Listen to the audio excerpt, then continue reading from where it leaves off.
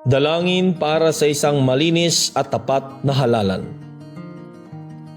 Makapangyarihang Ama, Panginoong Hesukristo, lumalapit kami sa iyo ngayon na may pusong puno ng pasasalamat upang parangalan at purihin ka sa lahat ng iyong ginawa para sa aming minamahal na bansa, ang Pilipinas.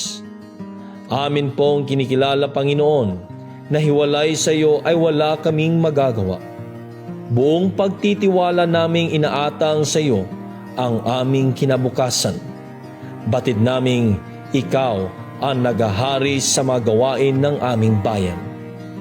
Sa paglapit ng halalan sa darating na Lunes, Mayo 12, mapagpakumbaba naming humihiling ng iyong gabay sa bawat Pilipinong botante.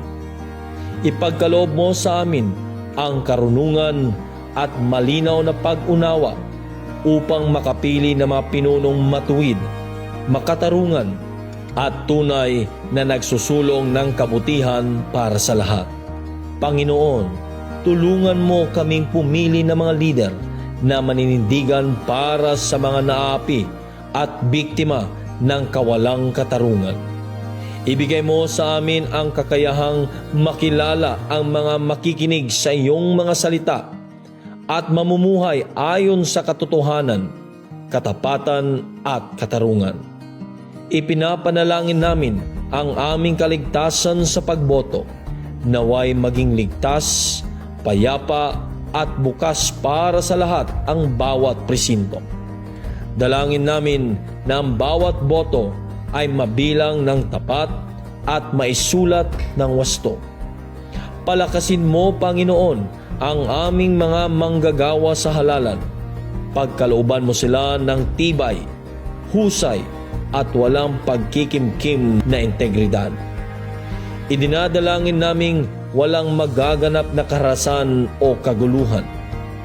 Idinadalangin din namin ang media, naway maging tapat at makatarungan ang kanilang pag-uulat at maghahatid ng pagkakaisa sa halip na pagkakawatak-watak.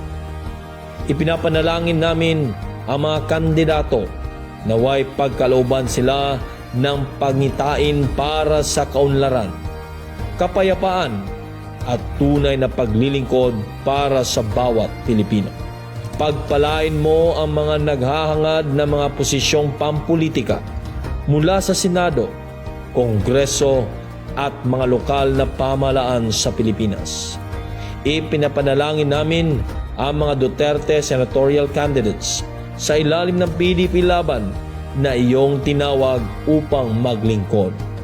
Attorney Jimmy Bondoc, Senador Ronald Bato de la Rosa, Senador Christopher Bongo, Attorney J.V. Hinlo, Attorney Raul Lambino, Dr. Richard Mata, Congressman Rodante Marcoleta, Pastor Apollo C. Kibuloy, Attorney Vic Rodriguez, Philip Salvador. Gabayan mo po sila sa pamamagitan ng iyong kapangyarihan at pagkalooban ng karunungan upang sila ay makapanindigan ng buong tapang para sa katwiran. Ipinapanalangin namin ang mga kandidato na bigyan mo sila ng pananaw para sa kaunlaran, kapayapaan at tunay na paglilingkod. Inaalay din namin ang mga dalangin para sa minamahal naming dating Pangulo Rodrigo Roa Duterte na nagsakripisyo rin para sa ating bansa. Hinihiling namin ang lahat ng anyo ng kawalang katarungan at katiwalian ay malantad at masugpo upang ang aming bansa na nakaugat sa katwiran ay umunlad at maabot ang mas mataas na tagumpay. Lahat ng ito ay aming hinihiling sa iyong kabanal-banalang pangalan, aming kataas-taasang Diyos, aming Panginoong Hesukristo. Amen.